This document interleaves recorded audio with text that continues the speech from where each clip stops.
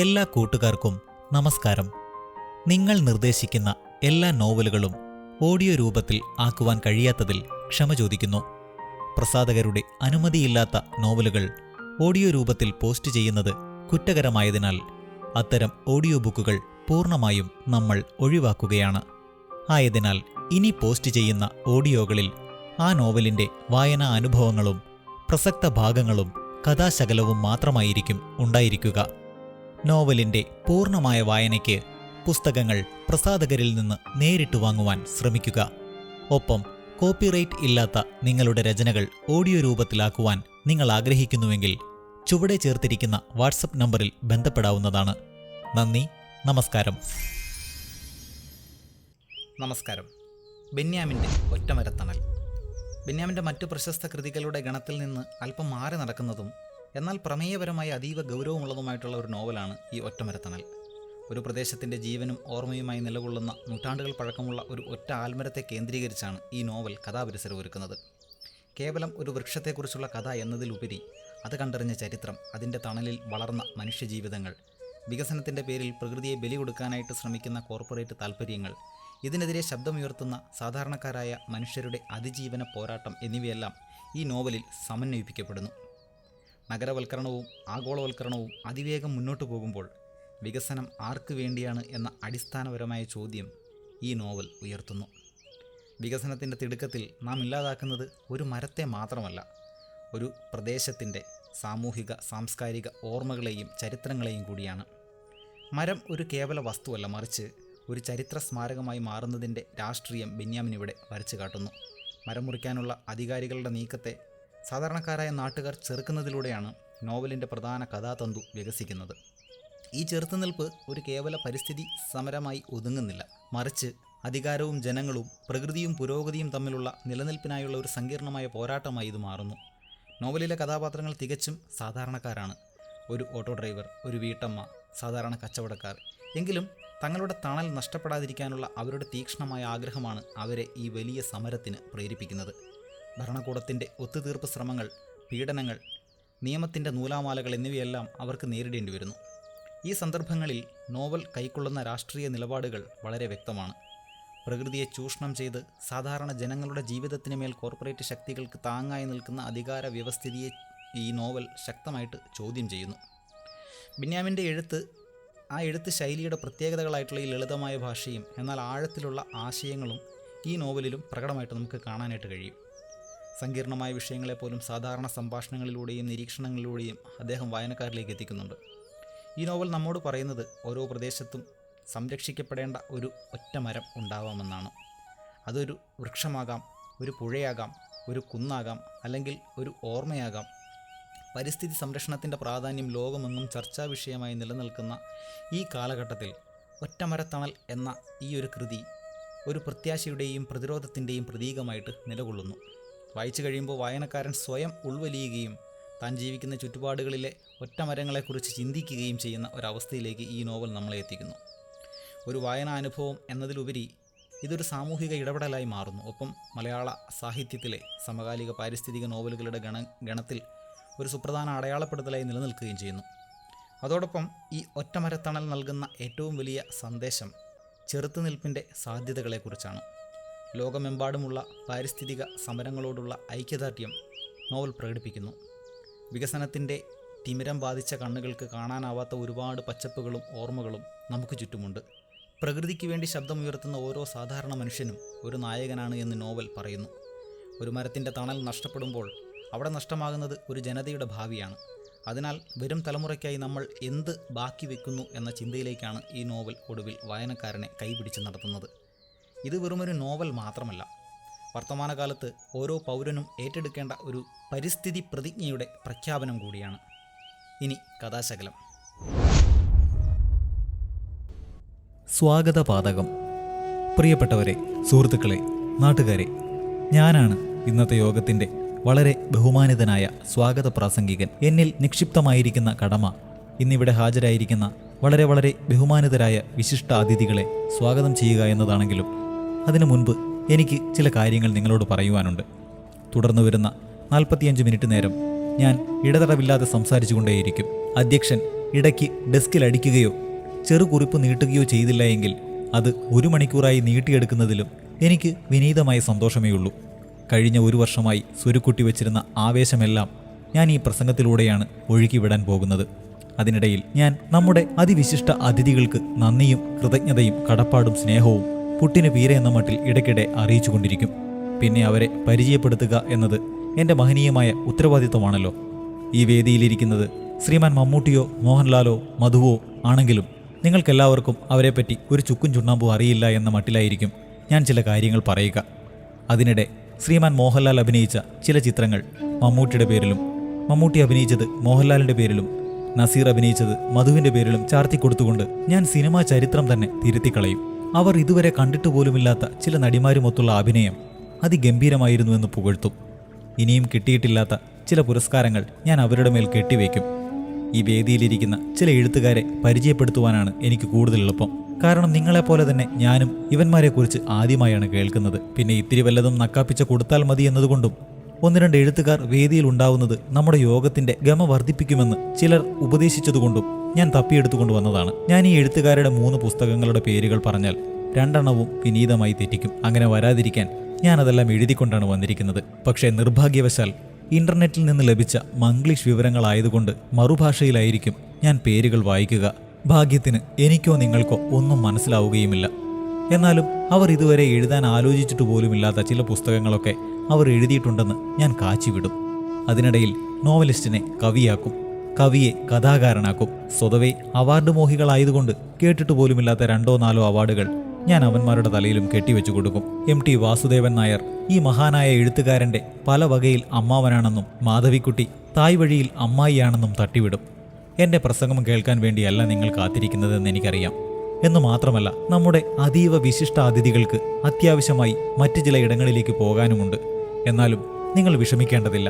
ഉടൻ തന്നെ നമ്മുടെ ആരാധ്യനായ അധ്യക്ഷൻ മുന്നോട്ട് കടന്നു വരികയും ബഹുമാനപ്പെട്ട, ആ ബഹുമാനപ്പെട്ട, ഈ ബഹുമാനപ്പെട്ട എന്നിങ്ങനെ നോട്ടീസിലുള്ള 56 പേരുടെയും പേരുകൾ ആവർത്തിച്ച് വായിച്ച് നമുക്ക് മനപ്പാടമാക്കി തരികയും 45 മിനിറ്റ് നീണ്ടു നിൽക്കുന്ന ലഘുപ്രസംഗം നടത്തുന്നതുമായിരിക്കും. തുടർന്ന് ആശംസാ പ്രസംഗികരുടെ ഊഴമാണ്. അവരും ഇതേ മട്ടിൽ 56 പേരുടെയും പേരുകൾ ആവർത്തിക്കും, ലഘുപ്രസംഗം നടത്തും. അതിനൊക്കെ ശേഷം സമയമുണ്ടെങ്കിൽ നിങ്ങൾ അതീവ വിശിഷ്ട അതിഥികളുടെയും പ്രസംഗം കേൾക്കാം. അല്ല, ഇങ്ങനെ എൻ്റെ പ്രസംഗം നിങ്ങളെ ഒന്ന് കേൾപ്പിക്കാനല്ലെങ്കിൽ പിന്നെ ഞാനെന്തിനാണ് ഇത്ര പ്രയാസപ്പെട്ട് ഈ യോഗം സംഘടിപ്പിച്ചത് എന്ന ആത്മഗതത്തോടെ നിർത്തുന്നു. നമസ്കാരം.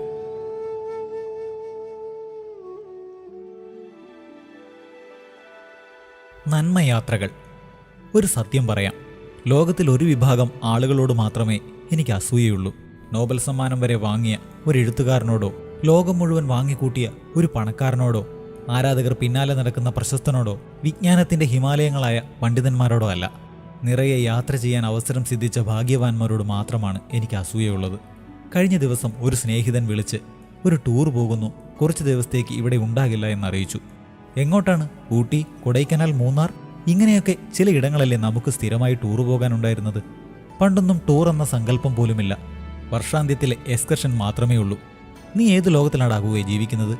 കഴിഞ്ഞ നൂറ്റാണ്ടിലായിരുന്നു നമ്മൾ അങ്ങോട്ടൊക്കെ പോകുന്നത്. ഇപ്പോൾ ഞാൻ പോകുന്നത് എൽ സാൽവദോർ എന്ന രാജ്യത്തേക്കാണ്. സ്നേഹിതൻ പറഞ്ഞു. El Salvador? ഞാൻ തലയിൽ കൈവച്ചുപോയി.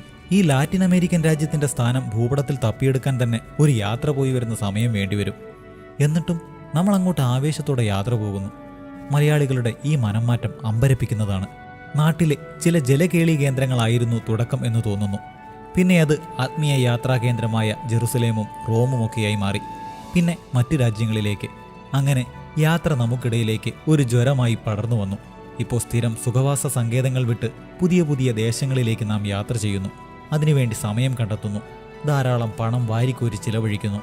വിദൂരമായ സ്ഥലങ്ങൾ, ആരും കണ്ടിട്ടില്ലാത്ത ദേശങ്ങൾ, വ്യത്യസ്ത തരം കാഴ്ചകൾ, വേറിട്ട അനുഭവങ്ങൾ. അതാണ് നമ്മുടെ ഇപ്പോഴത്തെ തൃഷ്ണ. അതുകൊണ്ട് നമ്മൾ ആഭ്യന്തര കലാപങ്ങളെ ഗൗനിക്കാതെ ആഫ്രിക്കൻ രാജ്യങ്ങളിലേക്ക് പോകുന്നു. കാലാവസ്ഥയെ പേടിക്കാതെ അന്റാർട്ടിക്കയിലേക്ക് പോകുന്നു. മരുഭൂമിയിൽ പോയി തമ്പടിച്ച് കിടക്കുന്നു. കാട്ടിൽ പോയി ഏറുമാടങ്ങളിൽ രാത്രി കഴിക്കുന്നു. അധോലോകങ്ങളുടെയും മയക്കുമരുന്ന് രാജാക്കന്മാരുടെയും വെടിയുണ്ടകളെ ഭയക്കാതെ മർക്വേസ് എന്നൊരു വലിയ എഴുത്തുകാരൻ ജനിച്ചു എന്നതിൻ്റെ മാത്രം അറിവിൽ ലാറ്റിൻ അമേരിക്കയിലെ അരാക്കറ്റക്ക എന്ന വിദൂര ഗ്രാമം തേടിപ്പോകുന്നു. സായിപ്പന്മാരുടെ ജീവിതം തന്നെ യാത്രകൾക്ക് വേണ്ടി ചിട്ടപ്പെടുത്തിയതാണെന്ന് നാം കേട്ടിട്ടുണ്ട്. 6 മാസം ജോലി, 6 മാസം യാത്ര എന്നതാണ് അവരുടെ ശൈലി. പക്ഷെ മലയാളി എങ്ങനെയാണ് ആ ജീവിതശൈലി സ്വീകരിച്ചത്? വെറും അനുകരണമാണോ അത്? അതോ നമ്മുടെ രക്തത്തിൽ പണ്ടേ ഇങ്ങനെ ചില അംശങ്ങൾ വീണ് കിടപ്പുണ്ടായിരുന്നോ? അതിന്റെ ബലത്തിലാണോ പണ്ട് നാം ജോലി തേടി എന്ന വ്യാജേന ദേശാന്തര ഗമനങ്ങൾക്ക് ഇറങ്ങി പുറപ്പെട്ടത്? ചന്ദ്രനിലെ ചന്ദ്രേട്ടന്റെ ചായക്കട അത്ര വലിയ അതിശയവർത്തമാനമല്ലല്ലോ. യാത്ര ചെയ്യാൻ പണമുണ്ടായപ്പോൾ മലയാളി അവന്റെ സഹജവാസനകളിലേക്ക് ഉണർന്നെഴുന്നേറ്റതാണോ? പഠനം നടത്തി കണ്ടെത്തേണ്ട കാര്യങ്ങളാണിവ. എന്താണ് നാം ഈ യാത്രകളിൽ നിന്ന് അന്വേഷിക്കുന്നത്, കാക്ഷിക്കുന്നത്? ഫേസ്ബുക്കിലിടാൻ കുറച്ച് ഫോട്ടോകളും കൂട്ടുകാരോട് വിളമ്പാൻ കുറച്ച് അത്ഭുത കഥകളും എന്ന കൗതുകം മാത്രമാണോ അതിൻ്റെ പിന്നിലുള്ളത്? കുമരകത്തെത്തുന്ന സായിപ്പ് കപ്പയും കരിമീനും കഴിക്കുമ്പോൾ നാം ചെല്ലുന്നയിടത്ത് ഇഡലിയും സാമ്പാറും കിട്ടുമോ എന്ന് അന്വേഷിക്കുന്നവരാണെന്ന ഒരു സത്യവുമുണ്ട്. കാണുന്ന നാടിനെയും സംസ്കാരത്തെയും മനസ്സുകൊണ്ട് അറിയാനും അനുഭവിക്കാനും ശ്രമിച്ചില്ലെങ്കിൽ വെറും പൊള്ളയായി പോവില്ലേ ഈ യാത്രകളത്രയും? വലിയ യാത്രകൾക്കിടയിൽ എന്നേക്കുമായി നാം മറന്നുകളഞ്ഞ മറ്റു ചില കുഞ്ഞു യാത്രകളുണ്ട്. അമ്മ വീട്ടിലേക്ക്, ബന്ധുവീട്ടിലേക്ക്, കൂട്ടുകാരൻ്റെ നാട്ടിലേക്ക്, സ്നേഹത്തിൻ്റെ സ്പർശമുള്ള ചില നന്മയാത്രകൾ. എന്നാണാവോ അവ നാം വീണ്ടെടുക്കാൻ പോകുന്നത്?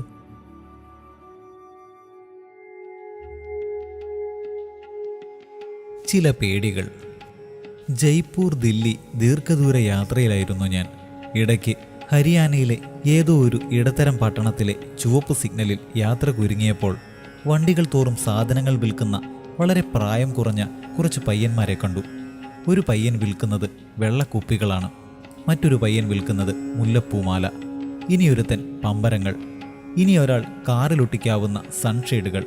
സിഗ്നലിൽ മാറി മാറി ചുവപ്പ് തെളിയുന്നതിനനുസരിച്ച് പയ്യന്മാർ ഒരിടത്തു നിന്നും മറ്റൊരിടത്തേക്ക് വണ്ടികൾക്കിടയിലൂടെ അപകടകരമാം വിധം ഓടുകയും നിർത്തിയിടുന്ന ഓരോ വണ്ടിക്കാരെയും സമീപിക്കുകയും ചെയ്യുന്നുണ്ട്. അതൊരു പുതിയ കാഴ്ചയല്ല. കൊച്ചിയിലും കോട്ടയത്തും തുടങ്ങി ഇന്ത്യയിലെ ഏത് നഗരത്തിലെയും സിഗ്നലുകളിൽ അവരെ നമുക്കിപ്പോൾ കാണാം. ഇത്തരം സിഗ്നൽ കച്ചവടക്കാരെ കാണുമ്പോഴൊക്കെ അവരിൽ നിന്ന് എന്തെങ്കിലും വാങ്ങി സഹായിക്കണമെന്ന് ആഗ്രഹമുണ്ടെങ്കിലും അതൊരിക്കലും നടക്കാറില്ല. ഞാൻ എന്തെങ്കിലും വാങ്ങി പണം കൊടുക്കുന്നതിന് മുൻപേ സിഗ്നലിൽ പച്ച തെളിഞ്ഞ് വണ്ടി പോയിക്കളയുമോ എന്ന പേടി കാരണമാണത്. ഞാൻ വാങ്ങണമെന്നില്ല, മറ്റാരെങ്കിലും അവരുടെ കയ്യിൽ നിന്നും സാധനം വാങ്ങുന്നത് കണ്ടാലും മതി എനിക്ക് ആദ്യം തുടങ്ങാൻ. ദൈവമേ, ആ കച്ചവടം തീരുന്നതുവരെ സിഗ്നൽ തെളിയരുതേ. അയാൾക്ക് വേഗം തൻ്റെ പോക്കറ്റിൽ നിന്ന് പേഴ്സ് എടുക്കാൻ കഴിയണേ, പേഴ്സിൽ ആവശ്യത്തിന് ചില്ലറ കാണണേ എന്നൊക്കെ ഞാൻ വിചാരിക്കും. എന്നാലും ആരെങ്കിലുമൊക്കെ ആ പാവങ്ങളെ പറ്റിച്ചിട്ട് വണ്ടി ഓടിച്ചു പോകാറുണ്ടെന്ന് ഞാനിപ്പോഴും പേടിച്ചുകൊണ്ടിരിക്കുന്നു. നമുക്ക് വളരെ നിസ്സാരമെന്ന് തോന്നാമെങ്കിലും അങ്ങനെ ചില വിചിത്രമായ പേടികളുണ്ടല്ലോ. ചിലർക്ക് വെള്ളം പേടി, ചിലർക്ക് ഉയരം പേടി, ചിലർക്ക് രാത്രികളെ പേടി. ലോകത്തെ കിടുകിട വിറപ്പിച്ച ജൂലിയസ് സീസറിനും മുസോളിനിക്കും അലക്സാണ്ടറിനും നെപ്പോളിയനും പൂച്ചകളെ ഭയമായിരുന്നു അത്രേ. വിശ്വപ്രസിദ്ധ ചലച്ചിത്ര സംവിധായകൻ ആൽഫ്രഡ് ഹിച്ച്കോക്കിന് മൂട്ടയും, മനഃശാസ്ത്രജ്ഞൻ സിഗ്മണ്ട് ഫ്രോയിഡിന് ആയുധങ്ങളും, നമ്മുടെ OV വിജയന് ചിലന്തികളെയും ഭയമായിരുന്നു. കവി റഫീഖ് അഹമ്മദിനും N പ്രഭാകരൻ മാഷിനും വിമാനയാത്ര ഭയമാണെന്ന് കേട്ടിട്ടുണ്ട്. ഏറ്റവും വിചിത്രമായ കാര്യം, ലോകത്തിന് മിക്കി മൗസ് എന്ന കഥാപാത്രത്തെ സമ്മാനിച്ച വാൾട്ട് ഡിസ്നിക്ക് ചുണ്ടലികളെയും ഭീമാകാരങ്ങളായ ദിനോസറുകളെ സൃഷ്ടിച്ച് നമ്മെ ഭയപ്പെടുത്തിയ സ്റ്റീഫൻ സ്പിൽബർഗിന് കൃമികീടങ്ങളെയും ഭയമായിരുന്നു എന്നതാണ്. എൻ്റെ ഈ പേടി എനിക്ക് ഇന്നും ഇന്നലെയും ഒന്നും തുടങ്ങിയതല്ല. പഠിക്കുന്ന കാലത്തെ എനിക്കങ്ങനെ വിചിത്രമായ ചില പേടികളുണ്ടായിരുന്നു. ക്ലാസ്സിൽ അധ്യാപകർ ആരോടെങ്കിലും ചോദ്യം ചോദിച്ചാൽ അവർ ഉത്തരം പറഞ്ഞു തീരുന്നതുവരെ ആദ്യം എനിക്കാണ്. ആരോടെങ്കിലും പദ്യം പാരായണം ചെയ്യാൻ പറഞ്ഞാൽ അവർ ചൊല്ലിത്തീരുന്നതുവരെ ഞാൻ അവരുടെ കൂടെ ചൊല്ലിക്കൊണ്ടിരിക്കും. ആരെങ്കിലും വേദിയിൽ പ്രസംഗിക്കാൻ കയറിയാൽ എനിക്ക് ആദ്യം തുടങ്ങും. അയാൾ പ്രസംഗിച്ച് തീരുന്നതുവരെ വാക്കുകൾ മുട്ടരുതേയെന്നും നാവ് പിഴയ്ക്കരുതേയെന്നും ഞാൻ പ്രാർത്ഥിച്ചുകൊണ്ടിരിക്കും. അതിൻ്റെ ഒരു അവാന്തര രൂപമാവാം ഞാനിപ്പോൾ സിഗ്നലുകളിൽ അനുഭവിക്കുന്നത്. എൻ്റെ അതേ ഭീതി കൊണ്ടാണോ ആ പിള്ളാരോടുള്ള അവജ്ഞ കൊണ്ടാണോ എന്നറിയില്ല. നമ്മളിൽ ഭൂരിപക്ഷം വണ്ടിക്കാരും അവർക്ക് മുന്നിൽ ഗ്ലാസ് ഒന്ന് താഴ്ത്താൻ പോലും പലപ്പോഴും മെനക്കെടാറില്ല. നാം നമ്മുടെ മുന്തിയ കാറിൻ്റെ പളപളപ്പിലിരുന്ന് അവരെ അവഗണിച്ച് വിടുമ്പോൾ അവരിലുണ്ടാക്കുന്നത് കടുത്ത അപകർഷതാബോധമായിരിക്കുമെന്ന് ഞാൻ പേടിക്കാറുണ്ട്. ദാരിദ്ര്യവും അസൂയയും നിരാശയുമാണ് തീവ്രവാദത്തിൻ്റെ അമ്മമാർ. നാളെ ഇവർ അതിൻ്റെ മക്കളാവാതിരിക്കണമെങ്കിൽ നാം അവരെ പരിഗണിക്കുന്നുണ്ടെന്ന് അവർക്ക് തോന്നുകയെങ്കിലും വേണ്ടേ?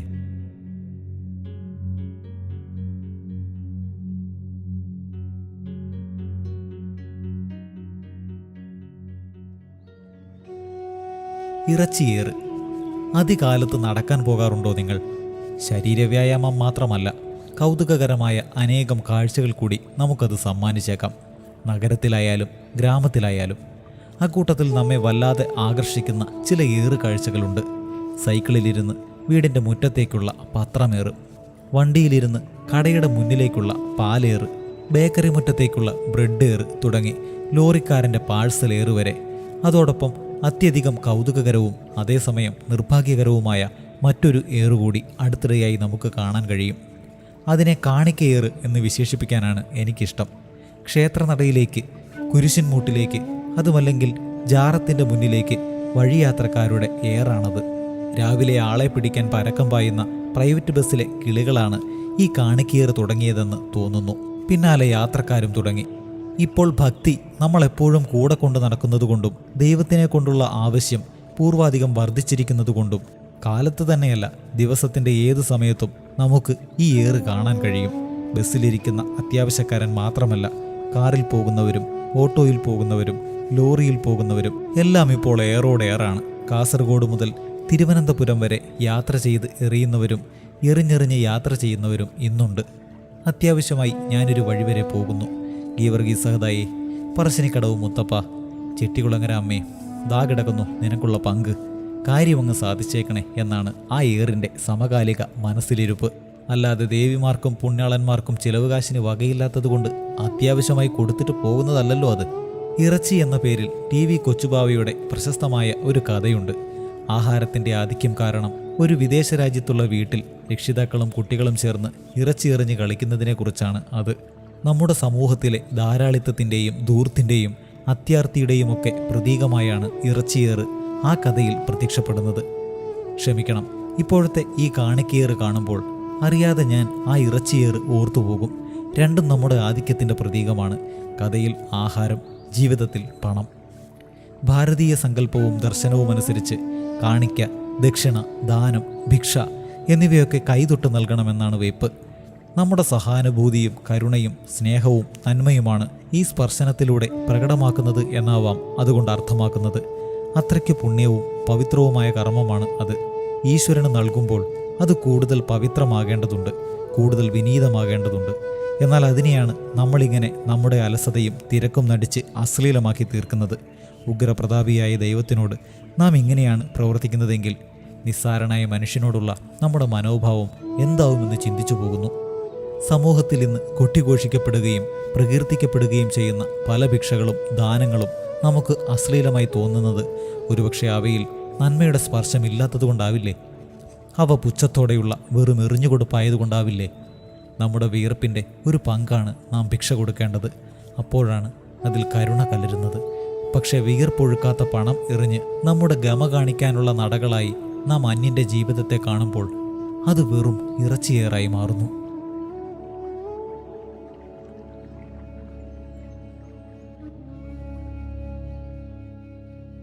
പരീക്ഷാകാലം, പനിക്കാലം. വിദ്യാർത്ഥികൾക്ക് ഇത് പരീക്ഷാകാലമാണ്. മാതാപിതാക്കൾക്ക് കിടുകിട വിറയ്ക്കുന്ന പനിക്കാലവും. അത് ചുമ്മാതെ തമാശ പറഞ്ഞതല്ല എന്ന് എല്ലാവർക്കും അറിയാം. ഇന്ന് പരീക്ഷയ്ക്ക് വേണ്ടി വിദ്യാർത്ഥികളെക്കാൾ അധികം തയ്യാറെടുക്കുന്നത് അവരാണ്. ഉറക്കമളിക്കുന്നത് അവരാണ്. നിക്കറിൽ ഇപ്പോൾ സാധിക്കും മട്ടിൽ ടെൻഷൻ അടിക്കുന്നത് അവരാണ്.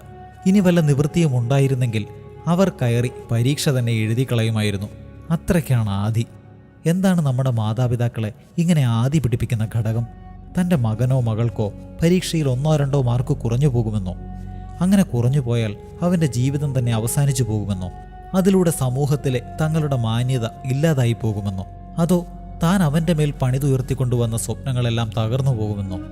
ഇങ്ങനെയൊക്കെ ടെൻഷൻ അടിച്ചും ഭ്രാന്ത് പിടിച്ചുമാണോ നമ്മുടെ മാതാപിതാക്കൾ നമ്മെ ഇവിടെ വരെ എത്തിച്ചത്? ജീവിതത്തിലേക്ക് ഒരു നിമിഷം തിരിഞ്ഞു നോക്കുമ്പോൾ പരീക്ഷകളിൽ നേടിയ ഉന്നതമായ മാർക്ക് മാത്രമായിരുന്നുവോ നമ്മുടെയൊക്കെ ജീവിതത്തിൻ്റെ ഗതി നിർണയിച്ചത്? അല്ലെങ്കിൽ നമ്മളൊക്കെ ഇപ്പോൾ എത്തിച്ചേർന്നിരിക്കുന്ന ഇടത്തിൽ നമ്മെ എത്തിച്ചത്? അല്ല എന്നാവും ഇത് വായിക്കുന്ന ബഹുഭൂരിപക്ഷത്തിൻ്റെ ഉത്തരം എന്നറിയാം. എന്നു മാത്രമല്ല, പരീക്ഷയിലെ വിജയങ്ങളും അതിലെ മാർക്കുകളും വളരെ കുറച്ചേ പിന്നീട് സ്വാധീനിച്ചിട്ടുള്ളൂ എന്നുകൂടി പലരും പറയുകയും ചെയ്യും. എല്ലാം നമുക്കറിയാം, എല്ലാം നമുക്ക് മനസ്സിലാവും. എന്നാലും അയൽവക്കക്കാരൻ ടെൻഷൻ അടിക്കുന്നത് കൊണ്ട് നമ്മളും ടെൻഷൻ അടിക്കുന്നു എന്ന് മാത്രം. നമ്മുടെ ജീവിതത്തെക്കുറിച്ച് നമ്മുടെ മാതാപിതാക്കൾക്ക് പ്രതീക്ഷ ഉണ്ടായിരിക്കെ തന്നെ അതേ അളവിൽ അവർ നിസ്സംഗരായത് എന്തുകൊണ്ടാവും? കാർഷിക വൃത്തിയിൽ അടിസ്ഥാനമാക്കിയ ഒരു ജീവിതം സമ്മാനിച്ച അനുഭവ പാഠങ്ങളാവും അവരെ അതിന് പ്രാപ്തരാക്കിയതെന്ന് ഇപ്പോൾ തോന്നുന്നു. ഇറക്കിയ വിളവെല്ലാം അടുത്ത കൊല്ലം 100 മേനിയിൽ കൊയ്തേക്കാമെന്ന കള്ളപ്രതീക്ഷയിലായിരുന്നിരിക്കില്ല അവർ ഒരിക്കലും ജീവിച്ചത്. അതിനിടയിൽ കാറ്റ് വരാം, വേനൽ വരാം, മഴ വരാം, വെട്ടുകിളികൾ വരാം. ഇറക്കിയ വിള ചിലപ്പോൾ കൊയ്യാം, ചിലപ്പോൾ കൊയ്യാതിരിക്കാം. പക്ഷേ അതിലവർ നിരാശരാവുന്നില്ല, തോറ്റുപോയി എന്ന് വിചാരിക്കുന്നില്ല. അടുത്ത വർഷത്തേക്ക് കൂടുതൽ പ്രതീക്ഷയോടെ, കൂടുതൽ കരുത്തോടെ വിത്തിറക്കുമായിരുന്നു. ജീവിതത്തിൽ എവിടെയും പ്രയോഗക്ഷമമായ പാഠമാണിത്. ജീവിതത്തിൽ 100 മേനിയിൽ കുറഞ്ഞ ഒരു വിജയവും അംഗീകരിക്കാൻ മനസ്സില്ലാത്ത നമുക്ക് പ്രയോജനപ്പെട്ടേക്കാവുന്ന ഒരു പാഠം.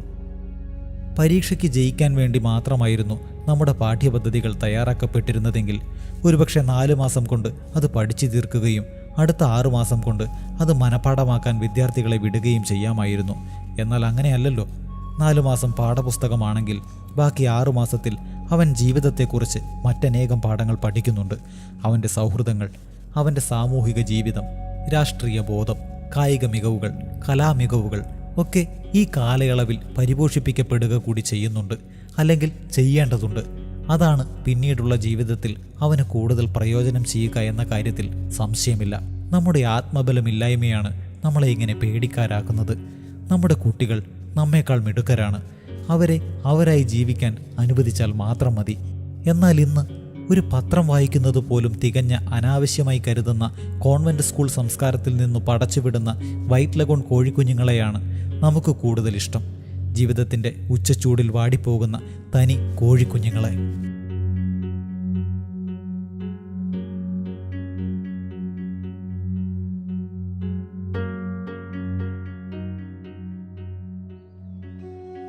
സമരങ്ങളുടെ നാട്ടിലെ സമരം. ഇന്തോനേഷ്യയിൽ ഭൂകമ്പമുണ്ടായതിൽ പ്രതിഷേധിച്ച് നാളെ കേരളത്തിൽ ഹർത്താൽ. ഒറീസയിലെ വെള്ളപ്പൊക്കത്തിനെതിരെ പ്രതിഷേധ ജാഥ. ചെന്നൈ സൂപ്പർ കിങ്സിനെ പരാജയപ്പെടുത്തിയതിനെതിരെ ബന്ദ്.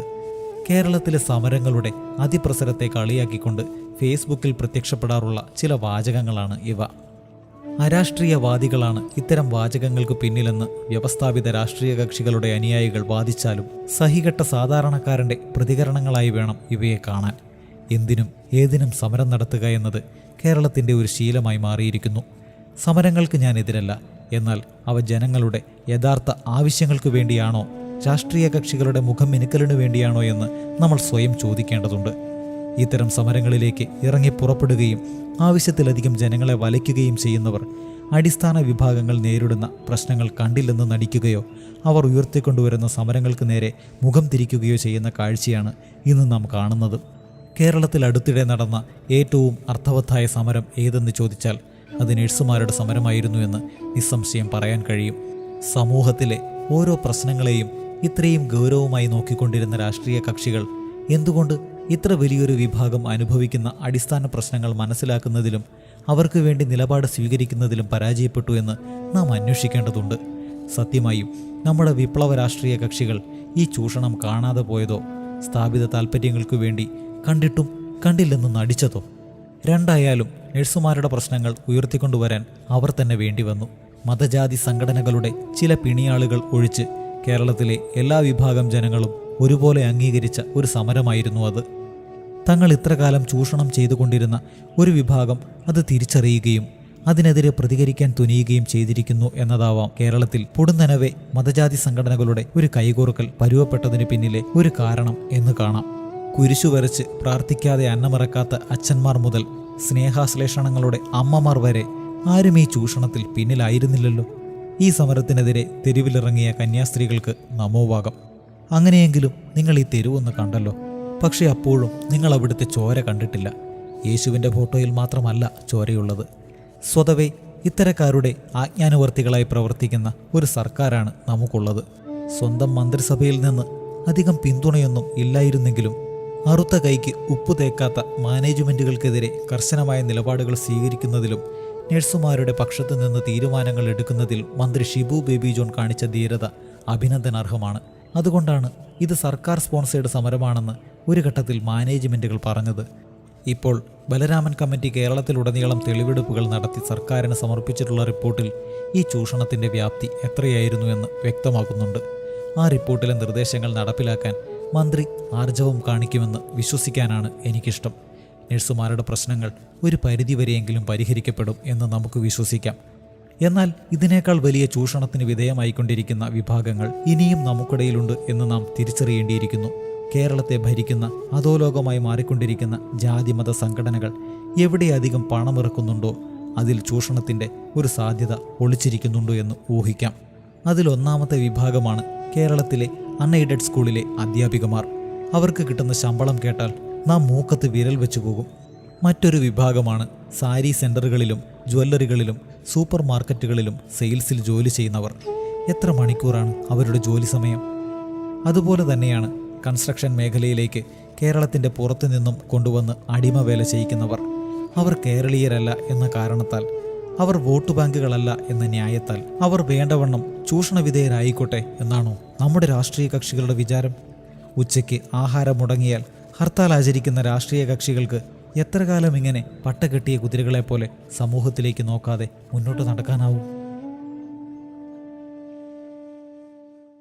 വീഡിയോ നിങ്ങൾക്ക് ഇഷ്ടമായെങ്കിൽ ഷെയർ ചെയ്ത് മറ്റു കൂട്ടുകാരിലേക്ക് എത്തിക്കുക. അതോടൊപ്പം നിങ്ങളുടെ വിലയേറിയ നിർദ്ദേശങ്ങളും അഭിപ്രായങ്ങളും വീഡിയോയ്ക്ക് താഴെ കമൻറ്റായി രേഖപ്പെടുത്താവുന്നതാണ്. അപ്പോൾ അടുത്തൊരു വീഡിയോയിൽ പുതുമയുള്ള ഒരു വിഷയവുമായി, ഒരു നോവലുമായി, ഒരു കഥയുമായി, ഒരു ചരിത്രവുമായി നമുക്ക് വീണ്ടും കാണാം. നന്ദി, നമസ്കാരം.